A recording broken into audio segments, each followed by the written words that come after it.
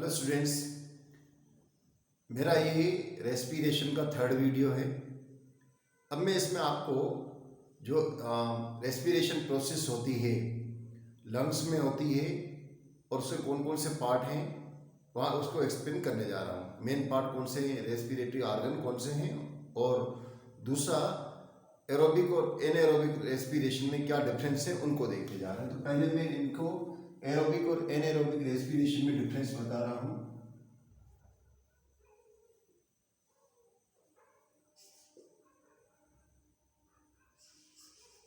Aerobic respiration और anaerobic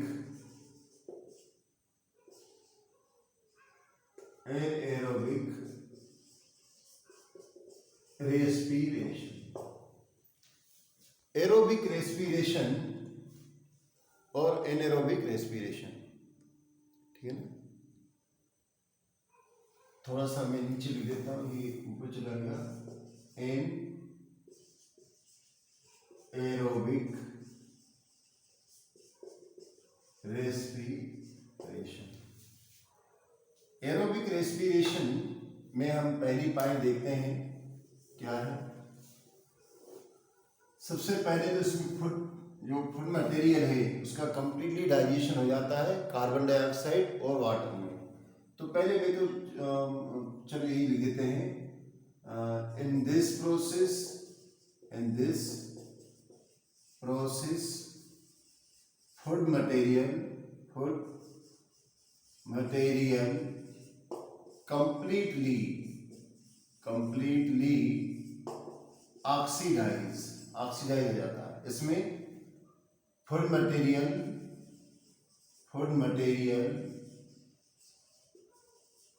incompletely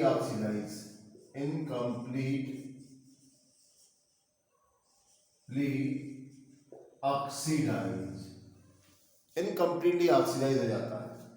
इसमें equation कौन सी बनेगी, जैसे ये C6H12O6 और प्लस 6 ऑक्सीजन और बना देंगे 6 कार्बन डाइऑक्साइड प्लस 6H2O और प्लस 673 किलो कैलोरी और पर मोल एनर्जी निकलती है।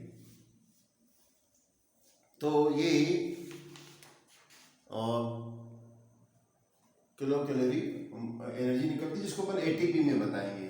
तो मैं इसको फर्स्ट पॉइंट मान लेता हूं। और इधर क्या होता है, फूड मटेरियल का इनकम्प्लीट डाइजेशन होता है, जिससे इक्वेशन कैसे बनती है, C6H12O6 या ऑक्सीजन की एब्सेंस में होती है, तो सीधा अपन इसको ऑक्सीजन की एब्सेंस में बताएंगे और यहाँ बनेगा 2C2H5OH यानी कि अल्कोहल बनेगा और 2 मॉलिक्यूल्स कार्बन डाइऑक्साइड गैस बनेगी। एनर्जी जो निकलती है इससे वो 21 किलो कैलोरी एनर्जी निकलती है एक ग्लूकोज के मॉलिक्यूल के ऑक्सीडेशन पे। क्लियर। तो ये हुआ आपका एनारोबिक रेस्पिरेशन का फर्स्ट पॉइंट। दूसरा, दिस प्रोसेस टेक प्लेस कहां पर, इन माइटोकॉन्ड्रिया। और यह प्रोसेस कहां पर होती है, this process take place in cytoplasm में होती है। दूसरा, ये जो प्रोसेस होती है एरोबिक ऑक्सीडेशन, यह हायर एनिमल की कैरेक्टरिस्टिक फीचर होता है, जबकि एनएरोबिक रेस्पिरेशन किसमें होता है, एनएरोबिक रेस्पिरेशन माइक्रो ऑर्गेनिज्म में होता है। तो this process characteristic feature of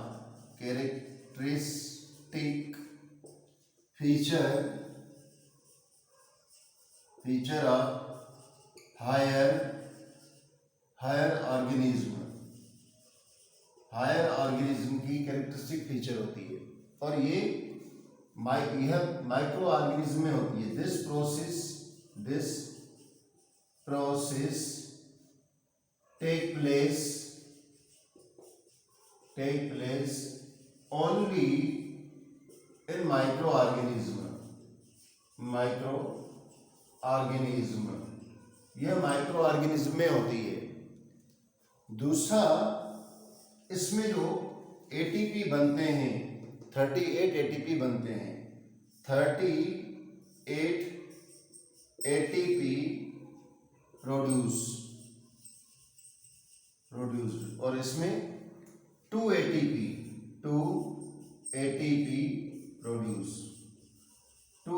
produce होते हैं। दूसरा क्या होता है कि ये जो प्रोसेस होती है, इस प्रोसेस में जो एंजाइम पाए जाते हैं वो माइटोकॉन्ड्रिया में पाए जाते हैं। इसमें जो एंजाइम पाए जाते हैं माइटोकॉन्ड्रिया में, तो अपन पॉइंट लिखेंगे enzyme found in mitochondria, enzymes found in mitochondria, ये माइटोकॉन्ड्रिया में होते हैं। और इसमें एंजाइम कहाँ पर होते हैं? इसमें एंजाइम साइटोप्लाज्म में होते हैं, सेल के साइटोप्लाज्म में होते हैं। तो enzyme found in cytoplasm of the cell के साइटोप्लाज्म में पाई जाती है। तो यह अपन ने देखा कि ये जो प्रोसेस है, इन दोनों में डिफरेंस है, एरोबिक और एनारोबिक रेस्पिरेशन में। आप इनको चाहें तो नोट कर लें और चाहें तो इसका स्क्रीनशॉट ले सकते हैं। मैं इसको रब करने जा रहा हूँ।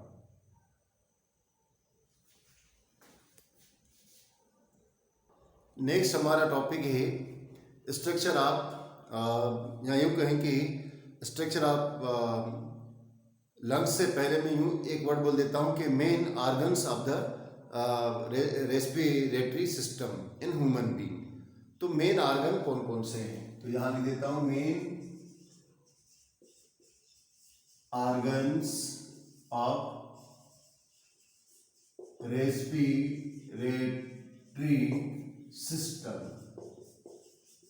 System in human. कौन से होते हैं इसकी?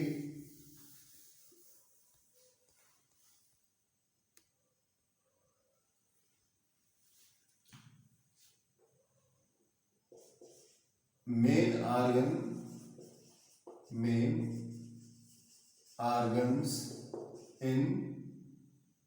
Organs of respiratory system in human. कौन से होते हैं मेन सिस्टम? तो इसमें हम दो तरीके के देखते हैं। एक तो मेन जो ऑर्गन रहते हैं और मेन ऑर्गन्स, और दूसरे एसोसिएटेड ऑर्गन। पहला है मेन ऑर्गन्स और दूसरा है एसोसिएटेड ऑर्गन्स। दो तरीके के ऑर्गन्स होते हैं रेस्पिरेटरी सिस्टम में। एक तो मेन ऑर्गन रहते हैं और दूसरे एसोसिएटेड ऑर्गन रहते हैं। क्लियर? अब जो मेन ऑर्गन रहते हैं उसमें क्या आता है? तो आप लोग अच्छी तरीके से जानते हैं कि मेन ऑर्गन जो रहता है वो लंग्स रहते हैं। तो मेन ऑर्गन में आएगा लंग्स। और एसोसिएटेड ऑर्गन कौन कौन से आते हैं? तो सबसे पहले नोस्ट्रिल आता है। नोस्ट्रिल, ठीक है ना? नोस्ट्रिल मतलब हमारे जो आगे का भाग होता है उसको नोस्ट्रिल, नाक के आगे का भाग जहाँ से एयर इंटर होती है। दूसरा होता है नेजल होता है। नेजल मीन्स जो जहाँ से हमारी एयर अंदर जाती है, नेजल पासेज बोल देते हैं। नेजल पासेज, ठीक है ना? पासेज। और इसी में ही आता है थर्ड थ्रोट बोला जाए या थ्रोट बोल देते हैं, और या अपन इसको बोल देंगे फेरिंग्स। फेरिंग्स। और फोर्थ आता है अपना, फोर्थ ऑर्गन्स इसमें रहते हैं लेरिंग्स। लेरिंग्स। और फिफ्थ रहता है ब्रोंकाई। ये एसोसिएटेड ऑर्गन है। अब जिससे मैंने आप ये अपन ऑर्गन देखते हैं, इसमें एमसीक्यूज में कहाँ से क्वेश्चन बनेंगे, तो मेन ऑर्गन अगर पूछा जाएगा तो हम लंग्स बताएंगे, और एसोसिएटेड ऑर्गन बताएंगे तो नोस्ट्रिल बताएंगे, नेजल पासेस बताएंगे, थ्रोट या फेरिंग्स को बताएंगे, और लेरिंग्स या ब्रोंकाई अपन बताएंगे, इसको एसोसिएटेड ऑर्गन में बताएंगे। क्लियर? तो ये हमारे एसोसिएटेड ऑर्गन है। अब मैं इनके स्ट्रक्चर को एक्सप्लेन करने जा रहा हूँ। इसको आप थोड़ा नोट करें तो शायद मुझे इसको रब करना पड़ेगा यहाँ पर। अब हम लंग्स का स्ट्रक्चर देखेंगे। क्या होता है कि जिसे अपन ह्यूमन बीइंग की बात करते हैं तो ये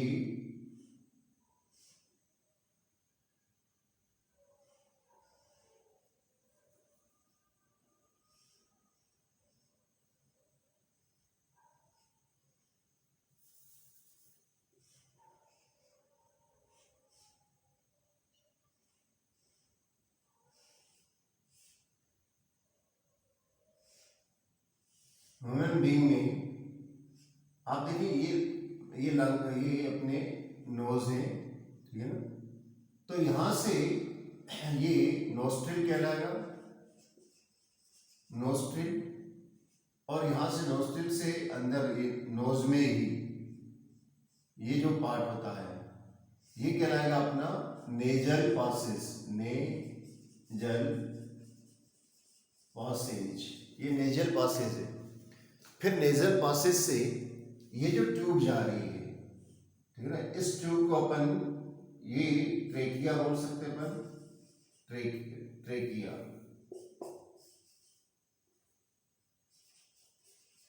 ट्रेकिया तो नोजल पास से ट्रेकिया।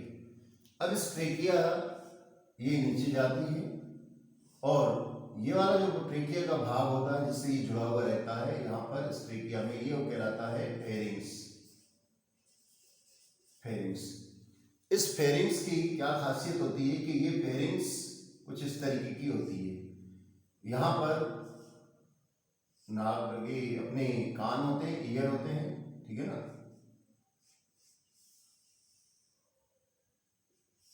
ईयर होते हैं। तो इसमें ये अपन के ये जो ट्यूब होती है इसको कहा जाता है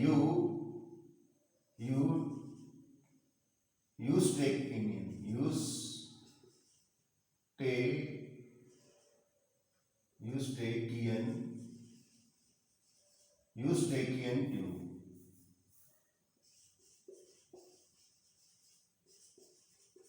यूस्टेकियन ट्यूब कहलाती है।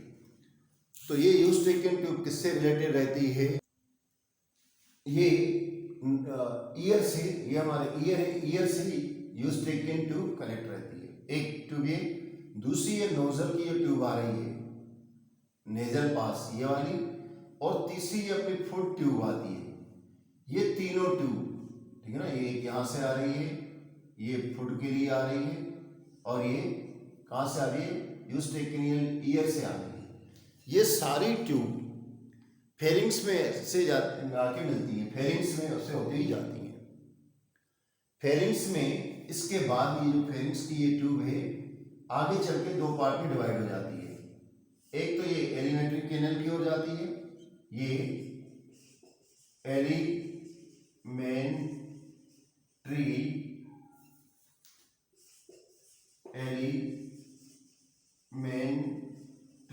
कैनल में जाती है, यानी कि ये फुट की ट्यूब कहलाती है। और दूसरी ये जो अपनी ट्यूब है ये ट्रेकिया जो कहलाती है, ये ट्यूब, इसको, इस ट्यूब को कहा जाता है आगे चल के ब्रोंकाई ट्यूब। ब्रोंकाई, ठीक है ना।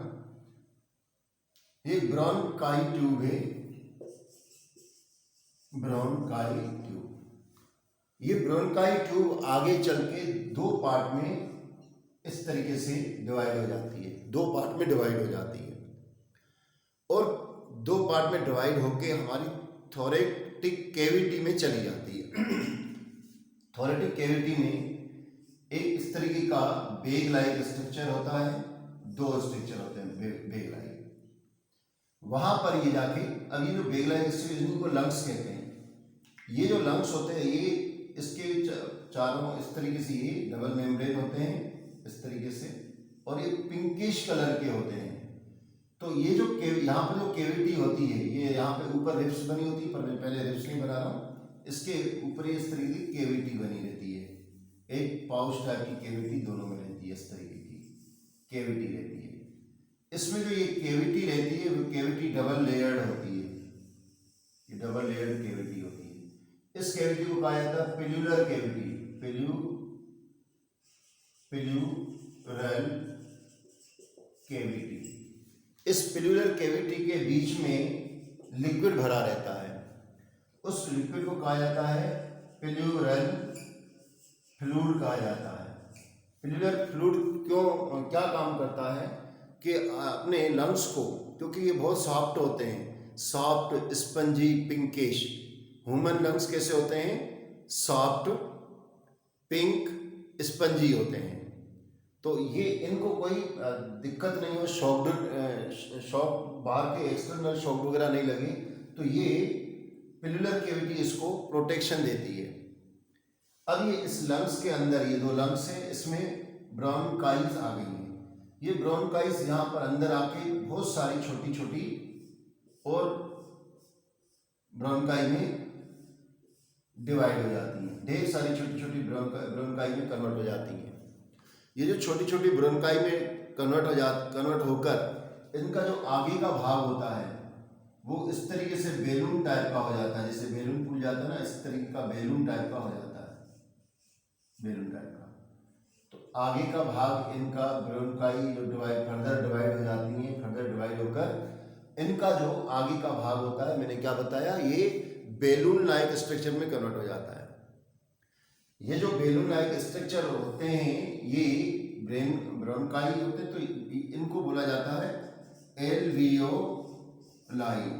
एल्वियोलस सिंगुलर में, एल्वियोलस ये सिंगुलर में, और प्लूरल फॉर्म में एल्वियोलाई। तो ये एक को अपन ये बोलेंगे और ये सबको अपन क्या बोलेंगे?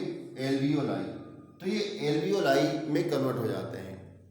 ये एल्वियोलाई में ढेर सारी हीमोग्लोबिन रिच ब्लड यहाँ पर पहुँचता है इनमें। तो जैसे ही एयर अंदर ली जाती है, अब ये पूरा सिस्टम का क्या होता है, ये सिस्टम पूरा हमारे शरीर में, इसको नीचे अगर अपन ले आए तो नीचे यहाँ पर जहाँ से ये पहले या ऊपर से अपन बताएं, तो इस तरीके का हमारे शरीर में इस तरीके का एक स्ट्रक्चर, बॉडी स्ट्रक्चर होता है। इसके चारों ऊपर इस तरीके की, मैं बना के बता देता हूँ, इस तरीके की रिब्स पाई जाती हैं।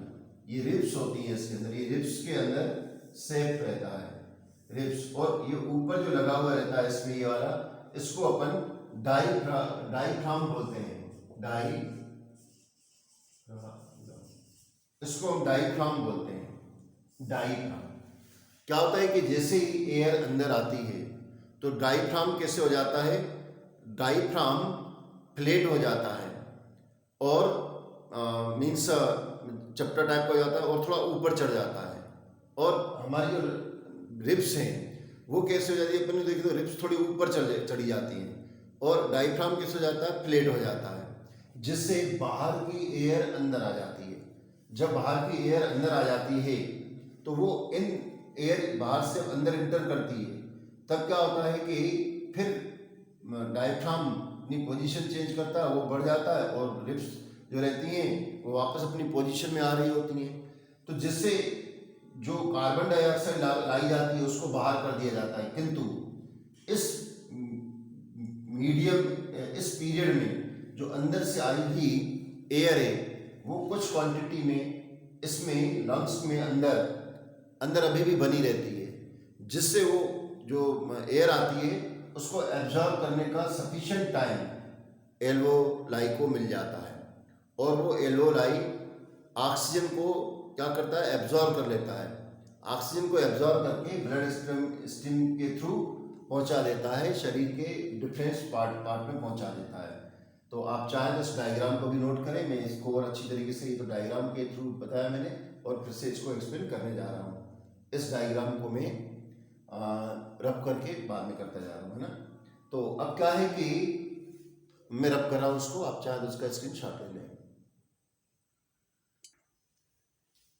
मैंने आपको बताया कि एल्वियोलाई पिल्युलर फॉर्म में बोला जाता है, बैलून लाइक स्ट्रक्चर होता है जो ब्रोकाइन का बना हुआ रहता है। ब्रोकाइन क्या होती हैं, जब जो ट्यूब आती है कौन सी, फेरिंग्स की, ठीक है ना, ट्रेकिया, फेरिंग्स की जो ट्रेकिया है वो दो पार्ट में डिवाइड हो जाती है आगे चलकर और लंग्स में पहुंचती है। लंग्स में वो जो ट्यूब आती है उसको ब्रोंकाई कहा जाता है, ये ब्रोंकाई ट्यूब फिर से फर्दर डिवाइड होकर न्यूमरस फॉर्म में आ जाती हैं, और उनका जो लास्ट एंड होता है वो बैलून लाइक का स्ट्रक्चर का हो जाता है, जिसको अपन एल्वियोलाई कहते हैं। Clear, alveoli. अब वो जो एल्वियोलाई रहते हैं वो क्या करते हैं, उनमें होता है हीमोग्लोबिन, कुछ इस तरीके की प्रोसेस होती है। ये हीमोग्लोबिन ऑक्सीजन से रिएक्ट करके ऑक्सी हीमोग्लोबिन बनाता है।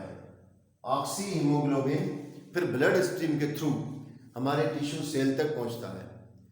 सेल में कार्बन डाइऑक्साइड, जब सेल में रेस्पिरेशन होता है, कार्बन डाइऑक्साइड और वाटर बनता है, वो कार्बन डाइऑक्साइड और वाटर ब्लड में सोल्यूबल होता है और ब्लड के थ्रू वह वापस लंग्स तक पहुंचा दिया जाता है और लंग्स से उस कार्बन डाइऑक्साइड को बाहर कर दिया जाता है। इस तरीके से ये रेस्पिरेशन प्रोसेस होती है। क्लियर।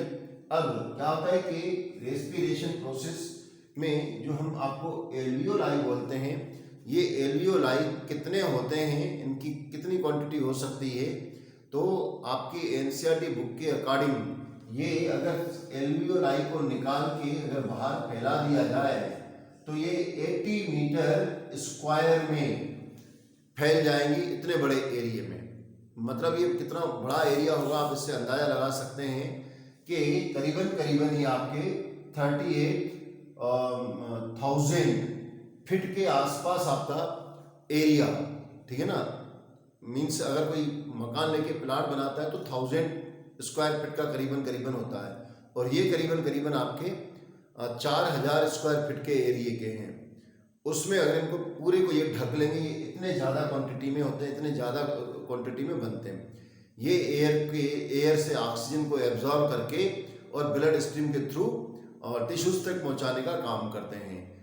हमारे शरीर में इन लंग के एल्वियोलाई से लेकर और सपोज हम माने कि अपने पैर तक, टोज तक ऑक्सीजन को डिफ्यूजन के प्रोसेस के थ्रू पहुंचा दिया जाए तो कितना समय लगेगा। ऐसा मानना है कि अगर डिफ्यूजन के प्रोसेस के थ्रू ब्लड को के थ्रू ऑक्सीजन को हमारे पैर के टोज तक पहुंचा दिया जाए तो कम से कम 3 साल लगेंगे। तो आप सोचिए, जबकि हम ऑक्सीजन लेते तुरंत सप्लाई हो जाती है, तुरंत वहां तक पहुंच जाती है, सडनली पहुंच जाती है। तो ऐसा क्यों होता है? क्योंकि हीमोग्लोबिन इसमें इंपॉर्टेंट रोल अदा करता है। हीमोग्लोबिन का बहुत बड़ा रोल है। हीमोग्लोबिन क्या करता है? ऑक्सीजन से रिएक्ट करके ऑक्सी हीमोग्लोबिन बना देता है, और वो ऑक्सी हीमोग्लोबिन ब्लड प्रेशर के थ्रू जस्ट वहां पर पहुंचा दिया जाता है। इस तरीके से हीमोग्लोबिन का बहुत बड़ा अपने शरीर में रोल होता है। यहाँ तक का ये टॉपिक कंप्लीट। अब बात ये होती है कि हमारा जो नोजल होता है, नोस्ट्रिल के बाद जो नेजल पासेज होता है, नेजल पासेज, इसमें हेयर लगे हुए रहते हैं। तो हम जब स्मोकिंग करते हैं, स्मोकिंग करना शरीर के लिए बहुत ज़्यादा नुकसानदायक है। क्यों नुकसानदायक है? क्योंकि अगर आप स्मोकिंग करते हैं तो जो आपके नोज में हेयर लगे हुए हैं, जिसको नेजल पासेस में हेयर कहते हैं, वो हेयर क्या हो जाते हैं, उस स्मोक के कारण वो डिस्ट्रॉय हो जाते हैं। तो हमारे शरीर में एक्चुअली उन हेयर का क्या रोल है? वो रोल यह है कि जब हम एयर ले रहे होते हैं, उस एयर में ढेर सारे माइक्रो ऑर्गेनिज्म होते हैं, उस एयर में ढेर सारे पोल्यूटेड पार्टिकल्स होते हैं, तो वो जो रहते हैं अपने हेयर, वो उसको रोक देते हैं, आगे बढ़ने नहीं देते हैं और ड्राई और क्लीन एयर को ही लंग्स में पहुंचाने देते हैं। किंतु स्मोकिंग करने से क्या हो जाता है कि वो डिस्ट्रॉय हो जाते हैं। डिस्ट्रॉय होने के कारण यही माइक्रो ऑर्गेनिज्म और यही टॉक्सिक मटेरियल हमारे लंग्स में जाते हैं और फिर लंग्स में जाने पर दो तरीके की प्रॉब्लम प्रोड्यूस हो सकती है, एक तो ब्लड कैंसर और दूसरा लंग्स का कैंसर। दोनों बहुत ज़्यादा नुकसानदायक होता है, दोनों एक दूसरे से रिलेटेड होते हैं और इससे लगभग बचना नामुमकिन ही होता है। कोई बच जाते हैं तो ठीक है, और पैसा भी जाता है, अपने घर के मेंबर भी परेशान होते हैं। इसलिए बच्चों, स्मोकिंग से हमेशा बचा करें। आपके इसी चैप्टर में, इसी टॉपिक में टोबैको का भी दिया है। जो लोग टोबैको को चीव करते हैं, उन्हें जर्दा खाते हैं, वो भी बहुत नुकसानदायक होता है। दो तरीके से जर्दे को लिया जाता है, एक टोबैको, एक तो स्मोकिंग के रूप में लिया जाता है और दूसरा डायरेक्टली लिया जाता है। दोनों कंडीशन में ये कैंसर का कारण होता है और भी बीमारियों के कारण होता है, इम्यूनिटी को कम कर देता है। इसलिए आप इनसे, स्मोकिंग से, टोबैको से बच के रहिए और अपनी पढ़ाई पर ध्यान दीजिए। तो इसी के साथ ये जो रेस्पिरेशन वाला टॉपिक था मेरा कंप्लीट हो जाता है। आप मुझे इस वीडियो को पूरा देखें और आने वाले वीडियो को भी पूरा देखें, क्योंकि स्टार्टिंग में और बाद में टॉपिक और इंटरेस्टिंग बन जाता है। तो कहने का मीनिंग यह है कि आप मेरे चैनल को सब्सक्राइब भी करें और कंटिन्यू मेरे से जुड़े रहें और शेयर भी करें। Thank you, have a nice day.